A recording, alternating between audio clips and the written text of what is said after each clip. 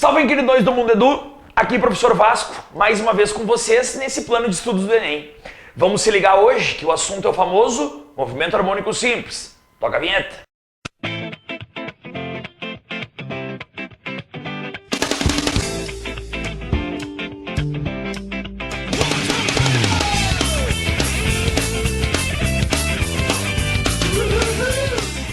Começando a aula sobre movimento harmônico simples, vamos já fazer aquela nossa famosa perguntinha.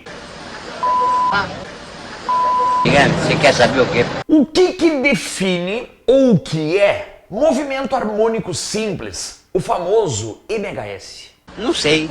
Movimento harmônico simples, de uma maneira vulgar, a gente pode dizer que é um mero movimento de vai e vem. Movimento de vai e vem. Movimento de vai e vem. De vai e vem. Começando a pensar bobagem nessa hora, né? Na verdade, o movimento harmônico simples é quando o móvel ele descreve movimentos de vai e vem, sempre em tempos iguais. Por exemplo, um pêndulo, quando tirado da sua posição de equilíbrio, ele vai efetuar movimentos de vai e volta em torno de um ponto. Isso é o movimento harmônico simples. I came in like a wrecking ball. I never hit so hard in love. E aí que entra um ponto muito importante.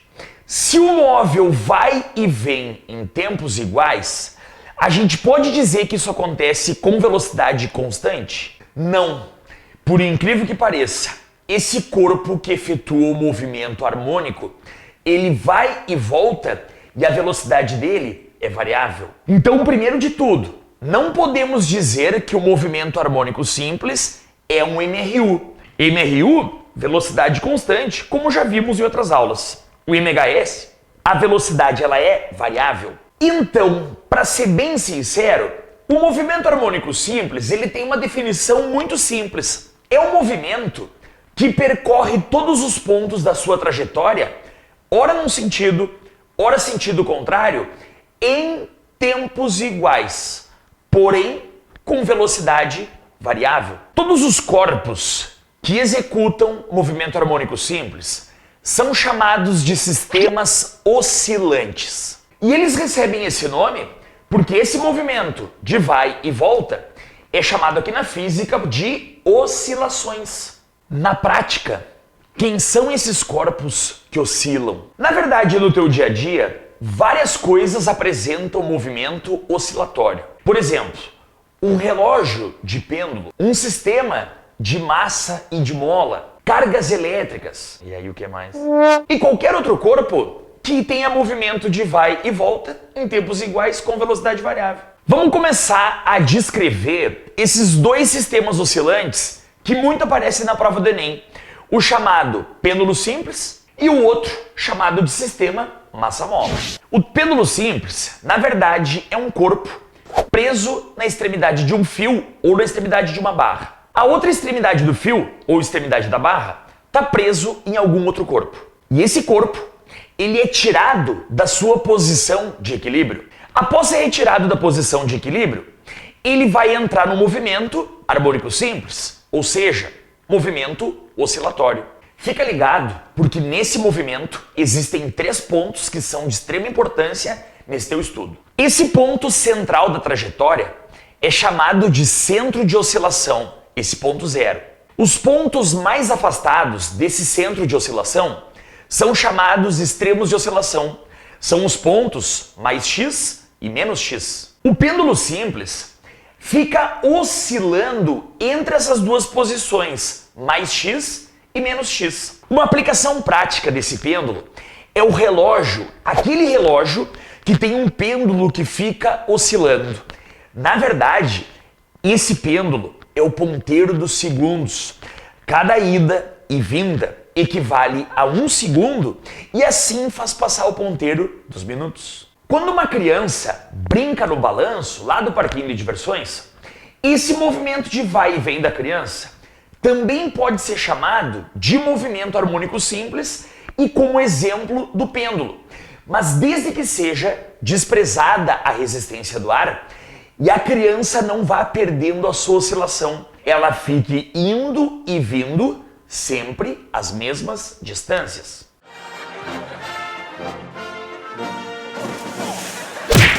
Vale lembrar também que esse pêndulo tem uma propriedade chamada de período, que é o tempo que ela gasta para ir mais para voltar. Ou seja, período é o tempo gasto para efetuar uma oscilação completa.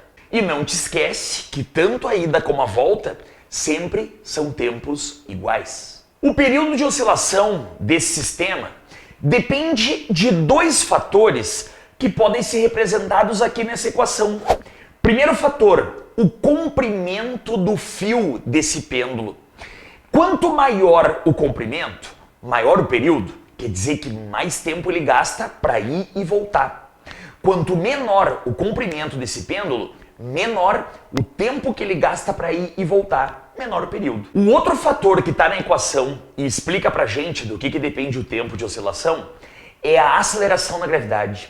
Por incrível que pareça, a aceleração da gravidade criada pelo planeta é que interfere no tempo de oscilação, ou seja, no período da oscilação. O que a gente tem que ficar atento é que a oscilação só vai ser alterada o seu tempo se modificarmos o comprimento do fio ou então se modificarmos o local que o pêndulo está. Automaticamente a gente modifica a aceleração da gravidade. E é muito importante lembrar que a massa do corpo que oscila, ela não interfere absolutamente em nada no tempo de oscilação. Tu pode estar também te perguntando o seguinte: será que essa distância que ele oscila para ir e voltar não interfere nesse período? Aí é que tá, não interfere. Na verdade, quando o pêndulo ele vai oscilar a distâncias maiores, que a gente chama de amplitudes maiores, na verdade ele oscila mais rápido, compensando, fazendo no mesmo tempo como se ele fosse oscilar distâncias menores. Na prova do Enem, tu não vai ser questionado sobre cálculo desse período. Tu vai apenas ser questionado se tu entende quais são as características que interferem no tempo dessa oscilação. Nesse movimento oscilatório, existem algumas grandezas envolvidas, como por exemplo, também a velocidade. No movimento de vai e vem, vale lembrar que nos extremos de oscilação, ponto mais x e ponto menos x, são os pontos de inversão do movimento, ou seja, a partícula para e volta. E é bom lembrar também que no ponto central da oscilação, no ponto zero, é onde o pêndulo desenvolve a sua maior velocidade. Então o que tu tem que entender é que no movimento oscilatório, quando o pêndulo vai do centro para as extremidades, ele vai diminuir a velocidade. E quando volta das extremidades para o centro, ele tende a aumentar a sua velocidade. Vale salientar também que junto com essa velocidade, quem varia é a energia. Por exemplo, a energia cinética. Uma pergunta que também é muito importante é sobre a força que faz todo esse movimento. As forças que são responsáveis por esse movimento é a força-peso do corpo e a força de tração do fio. Elas ficam modificando inclinações entre si e acabam criando uma força resultante, apontando sempre para o centro da trajetória, o ponto zero. Por isso que ele acaba sempre indo e vindo em torno desse ponto. Já que falamos em período da oscilação, vale lembrar que também existe uma outra propriedade chamada de frequência. Enquanto período é o tempo gasto para efetuar uma oscilação, frequência é definido como o número de oscilações que ele executa a cada um único segundo. Queridão, não te esquece que período e frequência são características inversas. Quanto mais tempo o corpo demora para oscilar, menor é o número de oscilações que ele executa. Um outro exemplo de sistema oscilante é o chamado sistema massa-mola. O sistema massa-mola consiste, na verdade, num corpo preso a uma mola e é um sistema livre de qualquer tipo de atrito. Esse corpo, ele é retirado da posição de equilíbrio. Quando ele é retirado, a mola puxa ele de volta, colocando ele em movimento. Como o sistema é livre de atrito, ele não consegue parar naquela posição de repouso inicial. E ele acaba andando e comprimindo essa mola. Ao comprimir a mola, ela volta a empurrar o corpo contra o movimento dele, então ele para e retoma o movimento de vai e vem.